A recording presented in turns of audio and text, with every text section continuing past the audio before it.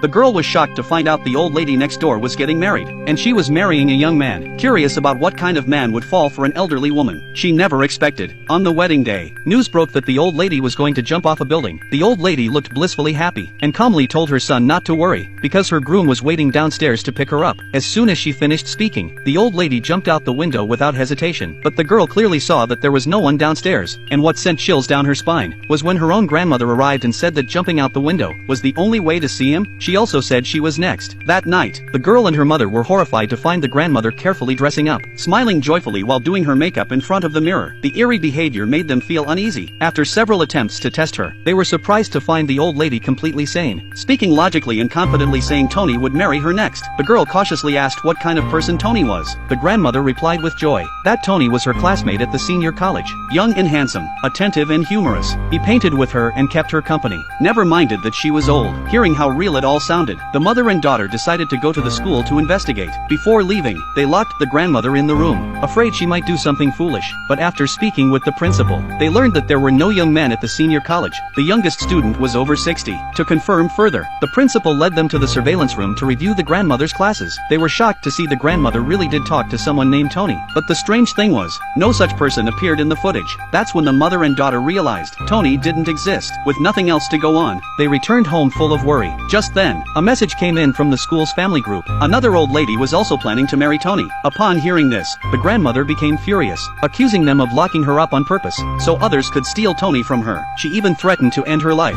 if Tony no longer wanted her. As the grandmother grew increasingly obsessed with Tony, the girl quickly explained that he wasn't real, but the grandmother insisted she had a photo of Tony. The mother and daughter rushed to unlock the door, wanting to see who Tony really was. The grandmother clutched her purse protectively, afraid they'd damage the photo. After repeated assurances, she finally took out the photo carefully. When the mother and daughter looked, the photo showed a handsome young man. They quickly sent the photo for identity verification, but the response came back that the person didn't exist in any system. At that point, other families started gathering to discuss what to do. A woman nearby suddenly got a call. Another old lady had just jumped. Now the mother and daughter were truly panicked. Every elderly woman claiming to marry Tony was jumping one after another. Yet after days of investigation, they still didn't know who Tony was. The girl promised her mother she would watch the grandmother closely, but before she could finish, someone shouted that another person was jumping. They looked up and saw it was their grandmother. They tried everything to stop her but failed. They heard her say it was too late, that locking her up had made Tony angry. The girl desperately tried to calm her down, but the grandmother said Tony didn't want her anymore, that everything was already over. In the critical moment, the girl suddenly shouted to call the police, because she finally figured out who Tony really was.